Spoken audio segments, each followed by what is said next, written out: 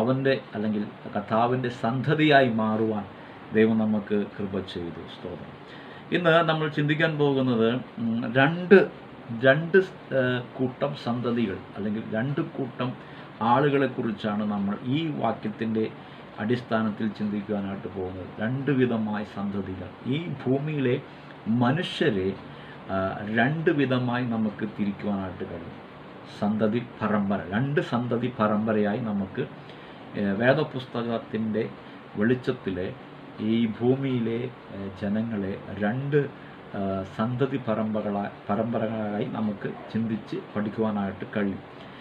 അതിൽ ഒന്നാമത്തെ സന്തതി പരമ്പര എന്ന് പറയുന്നത് നമ്മളിപ്പോൾ വായിച്ച വാക്യത്തിൽ 1 പത്രോസിൻ്റെ ലേഖനം 2-ാം അധ്യായത്തിൻ്റെ 9-ാം വാക്യത്തിൽ നമ്മളിപ്പോൾ വായിച്ചത് തിരഞ്ഞെടുക്കപ്പെട്ട സന്തതി, തിരഞ്ഞെടുക്കപ്പെട്ട ജാതി. ഈ ലോകത്തിലെ മനുഷ്യരെ രണ്ട് തട്ടുകളായി തിരിച്ചാൽ അതിൽ ഒന്നാമത്തെ സന്തതി പരമ്പര എന്ന് പറയുന്നത് തിരഞ്ഞെടുക്കപ്പെട്ട ദൈവത്തിൻ്റെ സന്തതി പരമ്പരയാണ്. തിരഞ്ഞെടുക്കപ്പെട്ട ദൈവത്തിൻ്റെ സന്തതി പരമ്പര. ദൈവം നമ്മൾ തിരഞ്ഞെടുത്ത് അവൻ്റെ അല്ലെങ്കിൽ ദൈവത്തിൻ്റെ മക്കളായി ജീവിക്കുവാൻ അവൻ്റെ കുടുംബത്തിൽ പിറക്കുവാനുള്ള ഒരു ഭാഗ്യം ദൈവം നമുക്ക് നൽകി തന്നു. സ്തോത്രം. അതിനെക്കുറിച്ച് നമ്മൾ വരുന്ന ദിവസങ്ങളിൽ നമുക്ക് ചിന്തിക്കാം. എങ്ങനെയാണ് നമ്മൾ ദൈവ കുടുംബത്തിൽ പിറക്കുവാനായിട്ടിടയായിത്തീർന്നത്. അതൊരു ആഴ്ച നമുക്ക് ചിന്തിക്കാനായിട്ട് കർത്താവ് സഹായം ചെയ്യട്ടെ. അത് ഇന്ന് രാത്രി നമുക്ക് അതിലേക്ക് കടക്കുവാനായിട്ട് സമയമില്ല. അതുകൊണ്ട് നമ്മൾ അടുത്ത ആഴ്ചയിൽ എങ്ങനെയാണ് നമ്മൾ ദൈവത്തിൻ്റെ കുടുംബത്തിൽ പിറക്കുവാനായിട്ട് ഇടയായിത്തീർന്നത്. അപ്പോൾ ഞാൻ പറഞ്ഞു, ഈ ഭൂമിയിലെ മനുഷ്യരെയെല്ലാം രണ്ട് തട്ടുകളായി തിരിച്ചാൽ അല്ലെങ്കിൽ രണ്ട് സന്തതി പരമ്പരകളായി തിരിച്ചാൽ അതിൽ ഒരു സന്തതി പരമ്പര എന്ന് പറയുന്നത് തിരഞ്ഞെടുക്കപ്പെട്ട സന്തതിയാണ്. തിരഞ്ഞെടുക്കപ്പെട്ട സന്തതി. ദൈവം നേരിട്ട് തിരഞ്ഞെടുത്ത ഒരു സന്തതി പരമ്പര. അതാണ് ആ സന്തതി പരമ്പരയിൽപ്പെട്ടവരാണ് ഞാനും നിങ്ങളുമെല്ലാം. സ്തോത്രം. അത് വിശ്വാസത്താൽ സംഭവിച്ച കാര്യമാണ്. സ്തോത്രം. ദൈവജനം പഠിക്കുമ്പോൾ നമുക്കത് കാണുവാൻ കഴിയുന്നത്, നമ്മൾ ആ തിരഞ്ഞെടുക്കപ്പെട്ട സന്തതി എന്നുള്ള ആ പേരിനെ അർഹരായി തീരുവാൻ അത് വിശ്വാസത്താൽ സംഭവിച്ചതാണ് എന്ന് ഞാൻ പിന്നീടുള്ള നമ്മുടെ ക്ലാസ്സുകളിൽ നമ്മൾ ചിന്തിക്കുവാനായിട്ട് ഇടയായി തീരട്ടെ. ഇന്ന് അപ്പോൾ ഒരു സന്തതി പരമ്പര എന്ന് പറയുന്നത് തിരഞ്ഞെടുക്കപ്പെട്ട ഒരു സന്തതി പരമ്പര. രണ്ടാമത്തെ സന്തതി പരമ്പര എന്ന് പറയുന്നത് നമുക്ക് 1-2 വാക്യങ്ങൾ അതിനോട് ചേർന്ന് നമുക്ക് ചിന്തിക്കാം. ഒന്ന്, അപ്പോസ്തല പ്രവൃത്തികൾ 2-ാം അധ്യായത്തിൻ്റെ 40-ാമത്തെ വാക്യമാണ് അതിനാധാരമായി വായിക്കാനായിട്ട് ആഗ്രഹിക്കുന്നത്. അപ്പോസ്തല പ്രവൃത്തികൾ 2-ാം അധ്യായത്തിൻ്റെ 40-ാമത്തെ വാക്യം ഞാനിവിടെ വായിക്കാം. സ്തോത്രം. അപ്പോസ്തല പ്രവൃത്തികൾ 2:40. ഞാൻ വായിക്കാം കേട്ടോ. ഞാൻ വായിക്കാം. മറ്റു പല വാക്കുകളാലും അവൻ സാക്ഷ്യം പറഞ്ഞ് അവരെ പ്രബോധിപ്പിച്ചു. ഈ വക്രതയുള്ള തലമുറയിൽ നിന്ന് രക്ഷിക്കപ്പെടുവിൻ എന്ന് പറഞ്ഞു. അപ്പോൾ രണ്ടാമത്തെ പരമ്പര എന്ന് പറയുന്നത് വക്രതയുള്ള ഒരു തലമുറ, തിരഞ്ഞെടുക്കപ്പെട്ട ഒരു തലമുറ അല്ലെങ്കിൽ തിരഞ്ഞെടുക്കപ്പെട്ട ഒരു സന്തതി. അവിടെ വേറൊരു വാക്കും കൂടെ നമുക്ക് പുതുതായി കിട്ടുന്നുണ്ട്, തലമുറ. അല്ലേ? തലമുറ എന്നുള്ളൊരു വാക്ക് നമുക്ക് അവിടെ ലഭിക്കുന്നുണ്ട്. സന്തതി, തലമുറ, ജാതി, ഇതൊക്കെ ഒരേ വാക്കാണ്. പക്ഷെ ഇതിൻ്റെ അർത്ഥങ്ങൾ വളരെ വ്യത്യാസമുള്ളതാണ്. സ്തോത്രം. അപ്പോൾ അവിടെ കാണുവാൻ കഴിയുന്നത് വക്രതയുള്ള ഒരു തലമുറ. അപ്പോൾ തിരഞ്ഞെടുക്കപ്പെട്ട ഒരു തലമുറയുണ്ട്, വക്രതയുള്ള ഒരു തലമുറയുണ്ട്. ഈ രണ്ട് തലമുറകളാണ് ഈ ഭൂമിയിലെ മനുഷ്യരെ നമുക്ക് കാണുവാനായിട്ട് കഴിയും. ഒന്ന് വക്രതയുള്ള തലമുറ, ഇന്നൊരു തലമുറ തിരഞ്ഞെടുക്കപ്പെട്ട തലമുറ. ഈ രണ്ട് തലമുറകളെയാണ് നമുക്ക് ഈ ഭൂമിയിൽ കാണുവാനായിട്ട് കഴിയുന്നത്. ഒന്ന് ചിന്തിക്കുക, വക്രതയുള്ള തലമുറയിൽ നിന്നാണ് ദൈവം നമ്മളെ സെലക്ട് അല്ലെങ്കിൽ ചോസ് ചെയ്ത് നമ്മളെ അവൻ്റെ സന്തതിയായി മാറ്റുവാനായിട്ട് ഇടയായിത്തീർന്നത്. ഈ വക്രതയുള്ള തലമുറയിൽ നിന്നാണ് ദൈവം നമ്മളെ തിരഞ്ഞെടുക്കുവാനായിട്ട് ഇടയായിത്തീർന്നത്. നമുക്ക് അപ്പോസ്തല പ്രവൃത്തി 2-ാം അധ്യായം നമുക്ക് വായിക്കുമ്പോൾ ഈ ഭാഗം വായിക്കുമ്പോൾ നമുക്കറിയാം, പത്രോസിൻ്റെ ഒരു പ്രസംഗമാണ്, പത്രോസിൻ്റെ ഒരു പ്രസംഗത്തിൻ്റെ ഒരു ഭാഗമാണ് നമ്മൾ വായിക്കുവാനായിട്ട് ഇടയായിത്തീർന്നത്. അപ്പോസ്തല പ്രവൃത്തി 2-ാം അധ്യായത്തിൻ്റെ അതിൻ്റെ ചരിത്രം നമുക്കെല്ലാവർക്കും അറിയാം. പരിശുദ്ധാത്മാവ് മർക്കോസിൻ്റെ മാളിക മുറിയിൽ ഇറങ്ങി വന്ന ചരിത്രമാണ്, പരിശുദ്ധാത്മാവിനെ പ്രാപിച്ച ആ കാര്യങ്ങളാണ് നമുക്ക് അപ്പോസ്തല പ്രവർത്തികൾ 2-ാം അധ്യായത്തിൽ കാണുവാനായിട്ട് കഴിയുന്നത്. അതിൻ്റെ പശ്ചാത്തലത്തിൽ പത്രോസിൻ്റെ ഒരു അതിഗാംഭീര്യമായ ഒരു പ്രസംഗം നമുക്കവിടെ കാണുവാനായിട്ട് കഴിയുന്നുണ്ട്. 11 പേരോടുകൂടെ എഴുന്നേറ്റ് നിന്ന് പത്രോസ് പ്രസംഗിച്ച ഒരു പ്രസംഗത്തിൻ്റെ ഭാഗമാണ് നമ്മൾ വായിക്കുവാനായിട്ട് ഇടയായിത്തീർന്നത്. നിങ്ങൾക്കത് ഒന്നും കൂടെ മനസ്സിലാക്കുവാനായിട്ട് 37-ാം വാക്യം മുതൽ നിങ്ങൾ വായിച്ചു കഴിഞ്ഞാൽ, നമ്മൾ ഇതൊരു ബൈബിൾ സ്റ്റഡി മാതിരിയാണല്ലോ ക്രമീകരിച്ചിരിക്കുന്നത്. അതുകൊണ്ട് തീർച്ചയായിട്ടും നിങ്ങൾ 2-ാം അധ്യായം പറ്റുമെങ്കിൽ 2-ാം അധ്യായം വായിക്കുക. ഞാനിപ്പോൾ നിങ്ങൾക്ക് കുറച്ചും കൂടെ മനസ്സിലാക്കുവാനായിട്ട് 2-ാം അധ്യായത്തിൻ്റെ 37 മുതലുള്ള വാക്യങ്ങൾ നമ്മൾ വായിക്കുമ്പോൾ നാം വായിച്ച ആ വാക്യത്തിൻ്റെ അർത്ഥം അല്പം കൂടെ നമുക്ക് മനസ്സിലാക്കുവാനായിട്ട് കഴിയും. അവിടെ എങ്ങനെയാണ് നാം വായിക്കുന്നത്? ഇത് കേട്ടിട്ട് അവർ ഹൃദയത്തിൽ കുത്തിക്കൊണ്ട്. അപ്പോൾ ഇത് കേട്ടിട്ട് എന്ന് പറയുമ്പോൾ പത്രോസിൻ്റെ പ്രസംഗം കേട്ടിട്ട് അവർ ഹൃദയത്തിൽ കുത്തിക്കൊണ്ടവരായി മാറ്റപ്പെട്ടു. അപ്പോൾ പത്രോസിൻ്റെ പ്രസംഗത്തിൻ്റെ ശക്തി, പരിശുദ്ധാത്മാവിൽ നിറഞ്ഞ് പത്രോസ് പ്രസംഗിച്ചപ്പോൾ പത്രോസിൻ്റെ പ്രസംഗം കേട്ടവരിൽ കുത്തുകൊള്ളുവാനായിട്ട് ഇടയായിത്തീർന്നു. മാനസാന്തരത്തിൻ്റെ ആദ്യത്തെ പടിയാണ് ഹൃദയത്തിൽ കുത്തുകൊള്ളുക എന്ന് പറയുന്നത്. ഹല്ലേലൂയ. മാനസാന്തരത്തിൻ്റെ ആദ്യത്തെ പടിയാണ് ഹൃദയത്തിൽ കുത്തുകൊള്ളുക.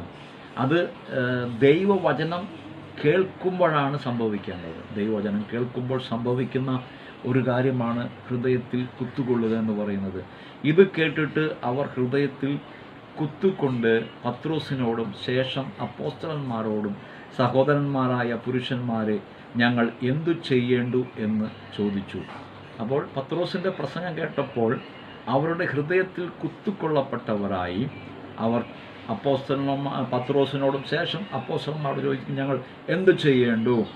ആ ചോദ്യത്തിൻ്റെ മറുപടിയായി പത്രോസ് പറയുകയാണ്. പത്രോസ് അവരോട്, നിങ്ങൾ മാനസാന്തരപ്പെട്ട് നിങ്ങളുടെ പാപങ്ങളുടെ മോചനത്തിനായി ഓരോരുത്തൻ യേശു ക്രിസ്തുവിൻ്റെ നാമത്തിൽ സ്നാനമെടുക്കുവിൻ. എന്നാൽ പരിശുദ്ധാത്മാവെന്ന ദാനം നിങ്ങൾക്ക് പരിശുദ്ധാത്മാവെന്ന ദാനം ലഭിക്കും. 39-ാമത്തെ വാക്യം, നിങ്ങൾക്കും നിങ്ങളുടെ മക്കൾക്കും നമ്മുടെ ദൈവമായ കർത്താവ് വിളിച്ചു വരുത്തുന്ന ദൂരസ്ഥന്മാരായ ഏവർക്കും ഉള്ളതല്ലോ എന്ന് പറഞ്ഞതിന് ശേഷമാണ് നമ്മുടെ വിഷയത്തിലേക്ക് നമ്മൾ വരുന്നത്. ഉള്ളതല്ലോ എന്ന് പറഞ്ഞു. മറ്റ് പല വാക്കുകളാലും അവൻ സാക്ഷ്യം പറഞ്ഞ് അവരെ പ്രബോധിപ്പിച്ചു. ആ പ്രബോധിപ്പിച്ച ആ പ്രബോധനത്തിൻ്റെ ഒരു ഭാഗമാണ് ഈ വക്രതയുള്ള തലമുറയിൽ നിന്ന് രക്ഷിക്കപ്പെടുവിൻ എന്ന് പറഞ്ഞു. നിങ്ങൾക്ക് ആശയം പിടികിട്ടിയെന്ന് ഞാൻ വിശ്വസിക്കട്ടെ. പത്രോസിൻ്റെ ആ പ്രസംഗം കേട്ട് ഹൃദയത്തിൽ കുത്തുകൊള്ളപ്പെട്ടവരായിരിക്കുന്ന ജനം, ആ ജനം ആരൊക്കെയാണെന്ന് നിങ്ങൾക്ക് 2-ാം അധ്യായം വായിച്ചാൽ മനസ്സിലാക്കാൻ കഴിയും. നമ്മൾ അങ്ങോട്ട് പോയി കഴിഞ്ഞാൽ നമുക്ക് സമയം കുറവായതുകൊണ്ട് ഇങ്ങോട്ട് തിരിച്ചു വരാൻ പറ്റുകയില്ല. ആരൊക്കെയാണ് ആ പത്രോസിൻ്റെ പ്രസംഗം കേട്ടതെന്ന് വളരെ വ്യക്തമായിട്ട് 2-ാം അധ്യായത്തിൻ്റെ നിങ്ങൾ വായിച്ചു കഴിഞ്ഞാൽ ആ പ്രസംഗം കേട്ടവർ ആരൊക്കെ ആയിരുന്നു എന്ന് നിങ്ങൾക്ക് മനസ്സിലാകും. അവരുടെ ഹൃദയത്തിൽ കുത്തുകൊണ്ട് അവർ പറയുകയാണ് ഞങ്ങൾ എന്തു ചെയ്യേണ്ടു. അല്ലാതെ പത്രോസല്ല പറഞ്ഞത്, വചനം കേട്ടവർ കുത്തുകൊള്ളപ്പെട്ടവരെ അവർ പറയുകയാണ് ഞങ്ങൾ എന്ത് ചെയ്യേണ്ടു. ആ ചോദ്യത്തിന് ഉത്തരമായി പത്രോസ് പറഞ്ഞതാണ് നമ്മൾ വായിച്ച ഭാഗങ്ങൾ. അങ്ങനെ വായിച്ചു ആ ഉത്തരം പറഞ്ഞു വന്നപ്പോഴാണ് പറഞ്ഞത്, ഈ വക്രതയുള്ള തലമുറയിൽ നിന്നും രക്ഷിക്കപ്പെടുവിൻ. ഹല്ലേലൂയ. അപ്പോൾ ഒരു തലമുറ എന്ന് പറയുന്നത് തിരഞ്ഞെടുക്കപ്പെട്ട ഒരു തലമുറയും ഇനിയൊരു തലമുറ എന്ന് പറയുന്നത് വക്രതയുള്ള ഒരു തലമുറയുമാണ്. അത് പാപത്താൽ നിറഞ്ഞിരിക്കുന്ന ഒരു ജീവിതത്തെ കാണിക്കുന്നു. ഈ ലോകപ്രകാരം പിശാചിൻ്റെ അടിമത്വത്തിൽ ജീവിക്കുന്ന ഒരു കൂട്ടം ആളുകളെ കാണിക്കുന്നു വക്രതയുള്ള തലമുറ എന്ന്. ഈ വക്രതയുള്ള തലമുറയെക്കുറിച്ച് ഒന്നും കൂടെ നിങ്ങൾക്ക് മനസ്സിലാകുവാനായിട്ട് ഇനി ഒരു വാക്യം കൂടെ ഞാൻ നിങ്ങൾക്ക് പുതിയ സുവിശേഷങ്ങളിൽ നിന്ന് കാണിക്കുവാനായിട്ട് ആഗ്രഹിക്കുന്നു. ഈ വക്രതയുള്ള തലമുറയെക്കുറിച്ച് ഒന്നും കൂടെ മനസ്സിലാകുവാനായിട്ട് നിങ്ങൾ വായിച്ചോ ലൂക്കോസിൻ്റെ സുവിശേഷം 3-ാം അധ്യായത്തിൻ്റെ 7-ാമത്തെ വാക്യം വായിക്കുമ്പോൾ നമുക്കവിടെ കാണുവാൻ കഴിയുന്നുണ്ട്. ലൂക്കോസിൻ്റെ സുവിശേഷം 3-ാം അധ്യായത്തിൻ്റെ 7-ാമത്തെ വാക്യം അവിടെ വായിക്കുന്ന ഇങ്ങനെയാണ്: അവനാൽ സ്നാനം ഏൽക്കുവാൻ വന്ന പുരുഷാരത്തോട് അവൻ പറഞ്ഞത്, സർപ്പസന്തതികളെ, വരുവാനുള്ള കോപത്തെ ഒഴിഞ്ഞ് ഓടിപ്പോകുവിൻ. സർപ്പസന്തതികളെ, അവിടെ ഈ വക്രതയുള്ള തലമുറയ്ക്ക് വേറൊരു വാക്ക് പറയുകയാണ്, സർപ്പസന്തതികളെ. അപ്പോൾ ഒന്നുകൂടെ നമുക്ക് ആ വാക്കിൻ്റെ ആഴം മനസ്സിലായി. സർപ്പസന്തതികളെ, വക്രതയുള്ള തലമുറയെ, പാപത്തിൻ്റെ അടിമത്തത്തിൽ ജീവിക്കുന്നവരെ, സാത്താൻ്റെ അടിമത്തത്തിൽ ജീവിക്കുന്നവരെ, സർപ്പസന്തതികളെ. അവിടെ നമുക്കറിയാം യോഹന്നാൻ്റെ വാക്കുകളാണ് നമുക്കവിടെ കാണുവാനായിട്ട് കഴിയുന്നത്. 3-ാം അധ്യായത്തിൽ യോഹന്നാൻ്റെ അവിടെ മരുഭൂമിയിൽ വിളിച്ചു പറയുന്നവൻ്റെ വാക്കാവുന്നത്, കർത്താവിനെ വഴിയൊരുക്കുവിൻ, അവൻ്റെ പാത നിരപ്പാക്കുവിൻ, എല്ലാ താഴ്വരയിൽ നിന്നു വരും. അങ്ങനെ പറഞ്ഞു വന്നിട്ടാണ് അവനാൽ സ്നാനം ഏൽക്കുവാൻ പുരുഷാരം വന്നപ്പോൾ പറയുകയാണ്, സർപ്പസന്തതികളെ, വരുവാനുള്ള കോപത്തിൽ ഒഴിഞ്ഞ് ഓടിപ്പോകുവിൻ. ആ വന്ന ജനത്തെ എങ്ങനെ വിളിച്ചത്? സർപ്പസന്തതികളെ. ഇനിയൊരു വാക്യം കൂടെ ഞാൻ കാണിച്ചു തരാം നിങ്ങൾക്ക്. മത്തായി സുവിശേഷം 17-ാം അധ്യായത്തിൻ്റെ അവിടെ വേറൊരു കാര്യം കൂടെ നമുക്ക് കാണുവാനായിട്ട് കഴിയുന്നുണ്ട്. മത്തായി സുവിശേഷം 17-ാം അധ്യായത്തിൻ്റെ 17-ാമത്തെ വാക്യം നമുക്ക് വായിക്കുമ്പോൾ അവിടെ കാണുവാൻ കഴിയുന്നത് ഇങ്ങനെയാണ്: അതിനെ യേശു അവിശ്വാസവും കോട്ടവുമുള്ള തലമുറയെ, അവിശ്വാസവും കോട്ടവുമുള്ള തലമുറയെ, കോട്ടവും എന്നുവെച്ചാൽ നേരെയാകാത്ത ഒരു തലമുറ, എത്ര കണ്ടിട്ടും എത്ര കേട്ടിട്ടും എത്ര അറിഞ്ഞിട്ടും എത്ര പറഞ്ഞു കൊടുത്തിട്ടും നേരെയാകാത്ത ഒരു തലമുറ, അതാണ് ഉദ്ദേശിച്ചിരിക്കുന്നത്, കോട്ടമുള്ളൊരു തലമുറ. അതുപോലെ വായിക്കുന്നത് ഇങ്ങനെയാണ്: അവിശ്വാസമുള്ളൊരു തലമുറ, അവിശ്വാസമുള്ളൊരു തലമുറ. അത് വേറെ ആരെയും കുറിച്ചല്ല പറഞ്ഞിരിക്കുന്നത്. യേശുക്രിസ്തുവിൻ്റെ ശിഷ്യന്മാരുടെ അടുക്കിലേക്ക് ഒരു വിഷയം പ്രാർത്ഥിക്കുവാൻ ഒരു വിഷയം വന്നപ്പോൾ അവരെ കൊണ്ട് സാധിച്ചില്ല. അപ്പോഴാണ് കർത്താവായ യേശുക്രിസ്തു ഈ കാര്യം അവിടെ പറയുന്നത്: അവിശ്വാസവും കോട്ടവുമുള്ള തലമുറയെ എത്രത്തോളം ഞാൻ നിങ്ങളോട് കൂടെ ഇരിക്കും.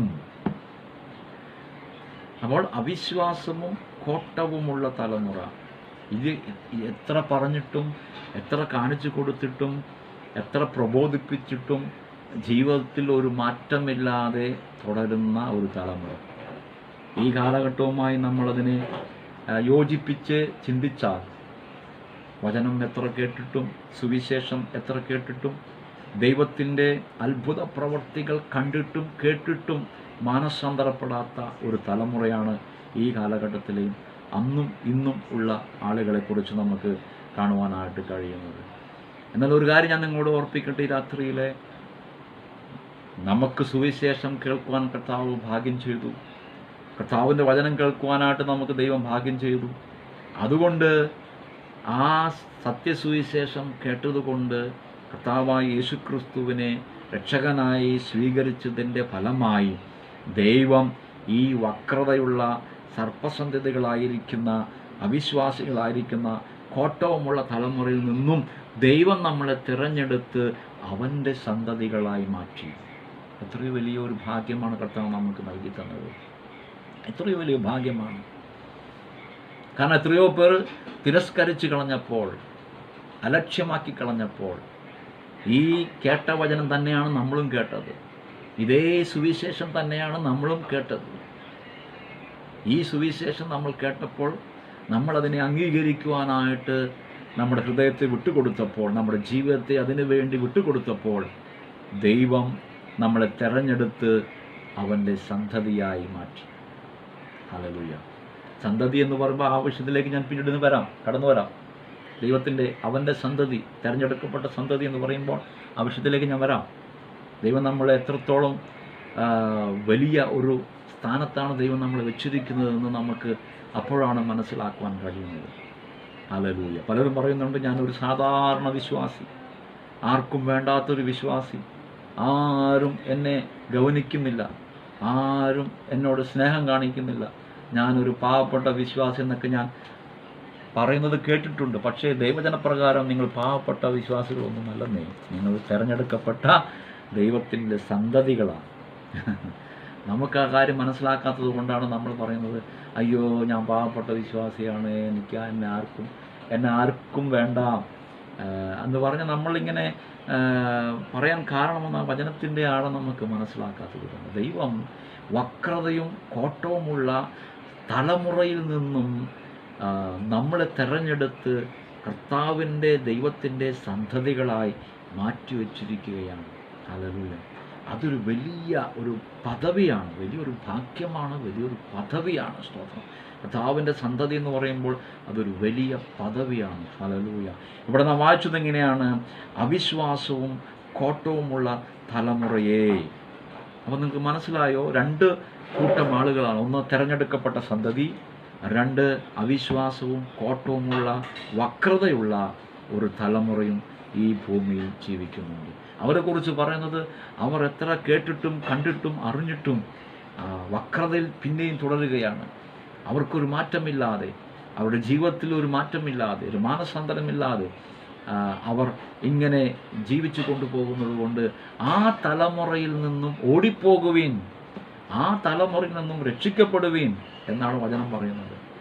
അങ്ങനെ ഓടിപ്പോന്ന രക്ഷിക്കപ്പെട്ട നാം അവൻ്റെ സഭയിലെ ദൈവം നമ്മളെ നിർത്തി വച്ചിരിക്കുന്നു. ഹല്ലേലൂയ. ഈ ഭാഗം നിങ്ങൾ വായിക്കുമ്പോൾ തന്നെ ഒന്നും കൂടെ നിങ്ങൾക്ക് മനസ്സിലാകുവാനായിട്ട് ഞാൻ നിങ്ങൾക്ക് വേറൊരു ഭാഗം കാണിച്ചു തരാം. ഉൽപ്പത്തി പുസ്തകം 6-ാം അധ്യായത്തിലേക്ക് നിങ്ങളുടെ ശ്രദ്ധയെ നിങ്ങൾ കൊണ്ടുവരികയാണെങ്കിൽ, ഉൽപ്പത്തി പുസ്തകം 6-ാം അധ്യായത്തിലേക്ക് നിങ്ങളുടെ ശ്രദ്ധയെ കൊണ്ടുവരികയാണെങ്കിൽ, അവിടെ ദൈവഭക്തനായിരിക്കുന്ന ദൈവത്തിൻ്റെ കൃപ പ്രാപിച്ച നോഹ എന്ന് പറയുന്ന ഒരു ദൈവ മനുഷ്യനെ നിങ്ങൾക്ക് കാണുവാനായിട്ട് കഴിയും. നോഹ, പഴയ നിയമത്തിലെ ഉൽപ്പത്തി പുസ്തകം 6-ാം അധ്യായത്തിലേക്ക് നിങ്ങൾ വരുമ്പോൾ അവിടെ നമുക്ക് കാണാൻ കഴിയുന്ന ഒരു മനുഷ്യനാണ് നോഹ എന്ന് പറയുന്ന ഒരു മനുഷ്യൻ.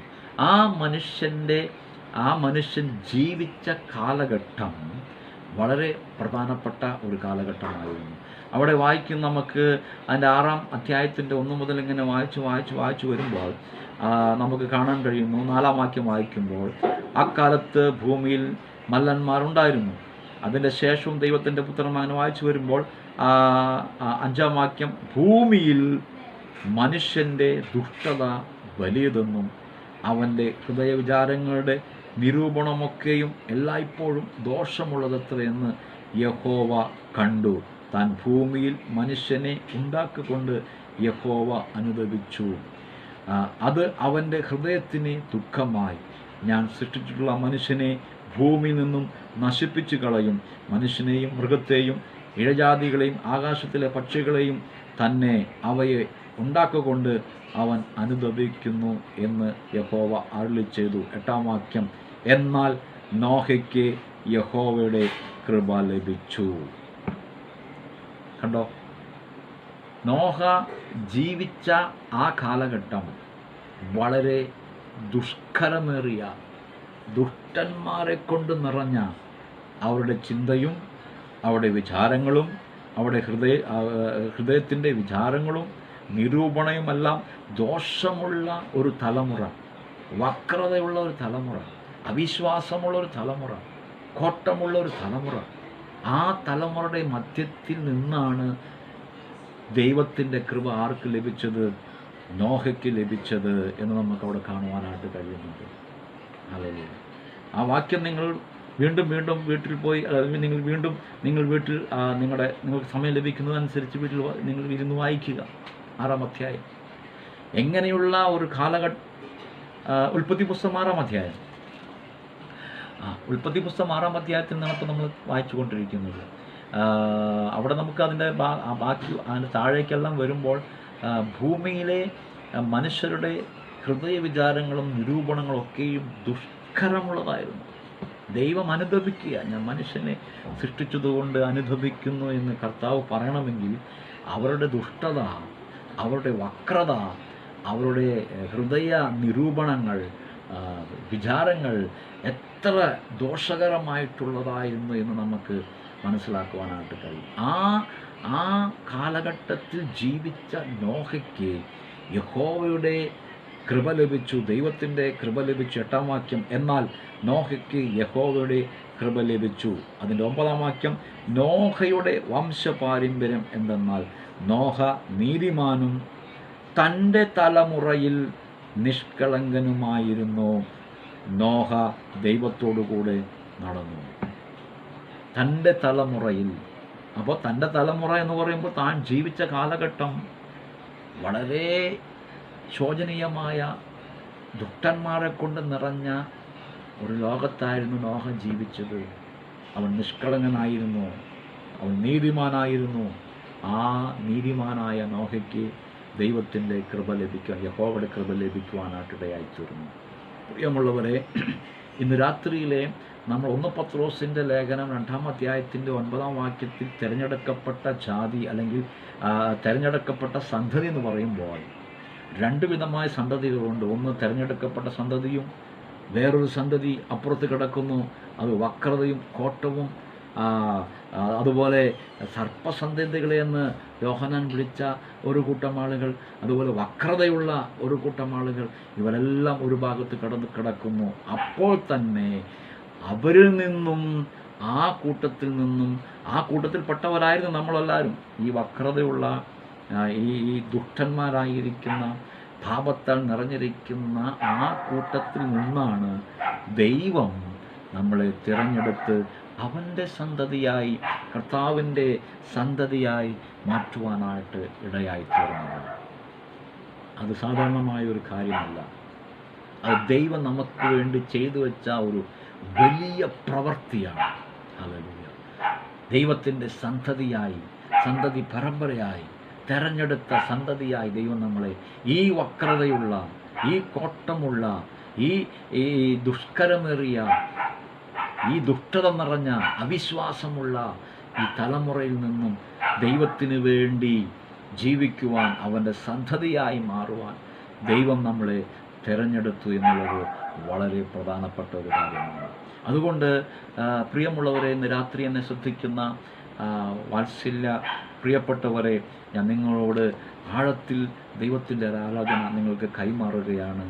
ദൈവം നമ്മളെ തിരഞ്ഞെടുത്ത് അവൻ്റെ സന്തതിയായി മാറ്റി. നാം സാധാരണക്കാരല്ല, സാധാരണ ഒരു വിശ്വാസിയല്ല. ഈ വക്രതയും കോട്ടവും ഇങ്ങനെയുള്ള തലമുറയിൽ നിന്നാണ് ദൈവം നമ്മളെ തിരഞ്ഞെടുത്തത്. ഞാൻ പറഞ്ഞല്ലോ, ഈ സുവിശേഷം നമ്മൾ കേട്ടു, ഈ ദൈവജനം നമ്മൾ അനുസരിച്ചതുകൊണ്ട് ദൈവം നമ്മളെ തിരഞ്ഞെടുത്തു. മറ്റവർ അത് കേട്ടു, പക്ഷെ അനുസരിക്കുവാൻ തയ്യാറായില്ല, മാനസാന്തരപ്പെടുവാൻ തയ്യാറായില്ല. അവർ ഇന്നും പാപത്തിൽ ജീവിക്കുന്നു. ദൈവം നമ്മളെ തിരഞ്ഞെടുത്ത് അവൻ്റെ സന്തതിയായി മാറ്റി. അപ്പോൾ ദൈവം നമ്മളെ തിരഞ്ഞെടുത്ത് അവൻ്റെ സന്തതിയായി മാറ്റിയപ്പോൾ ആ സന്തതിക്കാണ് ഇനിയുള്ള എല്ലാം ആ സന്തതിക്കുള്ളതാണ്. ഹല്ലേലൂയ, സ്തോത്രം.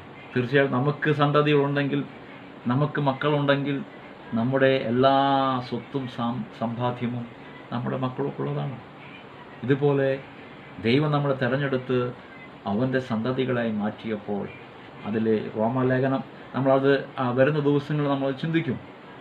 ഈ ദൈവ കുടുംബത്തിലേക്ക് അല്ലെങ്കിൽ ദൈവത്തിൻ്റെ കുടുംബത്തിലേക്ക് പിറക്കുവാൻ സാധ്യമായത് എങ്ങനെയെന്നുള്ള വിഷയം നമ്മൾ പഠിക്കുമ്പോൾ ആ കാര്യം നമ്മൾ ചിന്തിക്കും. ഞാനൊരു വാക്യം കൂടെ അത് ഒരു കാര്യം കൂടെ പറഞ്ഞിട്ട് പെട്ടെന്ന് ഞാൻ നിർത്താം. അബ്ബാ പിതാവേ എന്ന് വിളിക്കുവാനുള്ള ഒരു ഭാഗ്യം ദൈവം നമുക്ക് നൽകി തന്നു. സ്വർഗസ്ഥനായ പിതാവേ, മനസ്സിലായോ നിങ്ങൾക്ക്? ദൈവം നമ്മളെ തിരഞ്ഞെടുത്ത് അവൻ്റെ സന്തതിയായി മാറ്റിയപ്പോൾ ഈ സന്തതിക്ക് സ്വർഗസ്ഥനായ പിതാവേ എന്ന് വിളിക്കുവാനുള്ള അധികാരം ലഭിച്ചു. റോമലേഖനം 5-ാം അധ്യായം നമ്മൾ വായിക്കുമ്പോൾ ദൈവത്തിൻ്റെ ശത്രുക്കളായിരുന്ന നാം, പാപികളായിരുന്ന നാം, അഭക്തരായിരുന്ന നാം, ദൈവത്തിന് ശത്രുക്കളായിരുന്ന നാം പിതാവെ എന്ന് വിളിക്കുവാൻ കഴിയാതെ വണ്ണം, അബ്ബാ പിതാവെ എന്ന് വിളിക്കുവാൻ കഴിയാതെ വണ്ണം ഈ വക്രതയുള്ള തലമുറയിലായിരുന്നു നാം. അവിടെ നിന്ന് ദൈവം നമ്മളെ തെരഞ്ഞെടുത്ത് അവൻ്റെ സന്തതിയായി മാറ്റിയപ്പോൾ ഇന്ന് നമ്മൾ പ്രാർത്ഥിക്കുമ്പോൾ എങ്ങനെ പ്രാർത്ഥിക്കുന്നത്? സ്വർഗസ്ഥനായ ഞങ്ങളുടെ പിതാവേ എന്ന് പറഞ്ഞാൽ എനിക്കൊരു പിതാവുണ്ട്, ഞാൻ അവൻ്റെ സന്തതിയായിരിക്കുമ്പോൾ എനിക്ക് ഒരു പിതാവുണ്ട് എന്നുള്ള ഒരു ആഴമേറിയ ചിന്തയാണ് നമുക്കവിടെ നൽകിയിട്ട്. അത് നമ്മൾ മത്തായി സുവിശേഷത്തിൽ വായിക്കുന്നത്, നിങ്ങൾ പ്രാർത്ഥിക്കുമ്പോൾ സ്വർഗസ്ഥനായ പിതാവേ. എല്ലാവർക്കും പിതാവ് എന്ന് വിളിക്കാൻ പറ്റുമോ? പറ്റില്ല. ആർക്ക് ഓടിച്ചെന്ന് പിതാവ് എന്ന് വിളിക്കുവാനായിട്ട്? അവൻ്റെ സന്തതികൾക്ക് മാത്രമേ പിതാവ് എന്ന് വിളിക്കുവാൻ പറ്റുകയുള്ളൂ. അത് നമ്മൾ പിന്നീടുള്ള ക്ലാസ്സിൽ നമ്മൾ ആ ആവശ്യം ചിന്തിക്കാം. എല്ലാവർക്കും സ്വർഗസ്ഥനായ പിതാവ് എന്ന് വിളിക്കുവാൻ കഴിയില്ല. അവൻ്റെ സന്തതിക്ക് മാത്രമേ സ്വർഗസ്ഥനായ പിതാവ് എന്ന് വിളിക്കുവാൻ കഴിയുകയുള്ളൂ. അപ്പോൾ നാം ഇന്ന് പഠിച്ചത് 1 പത്രോസിൻ്റെ ലേഖനം 2-ാം അധ്യായം 9-ാം വാക്യത്തിൻ്റെ അടിസ്ഥാനത്തിൽ തിരഞ്ഞെടുക്കപ്പെട്ട സന്തതി, 2 സന്തതി, ഒന്ന് തിരഞ്ഞെടുക്കപ്പെട്ട സന്തതിയും വക്രതയും കോട്ടവുമുള്ള ഒരു തലമുറയും ഒരു സന്തതിയും ഉണ്ട് എന്ന് നമ്മൾ ചിന്തിക്കുവാനായിട്ട് ഇടയായിത്തീർന്നു. ഇന്ന് നമ്മൾ തിരഞ്ഞെടുക്കപ്പെട്ട കർത്താവിൻ്റെ സന്തതികളാണ്. ഹല്ലേലൂയ.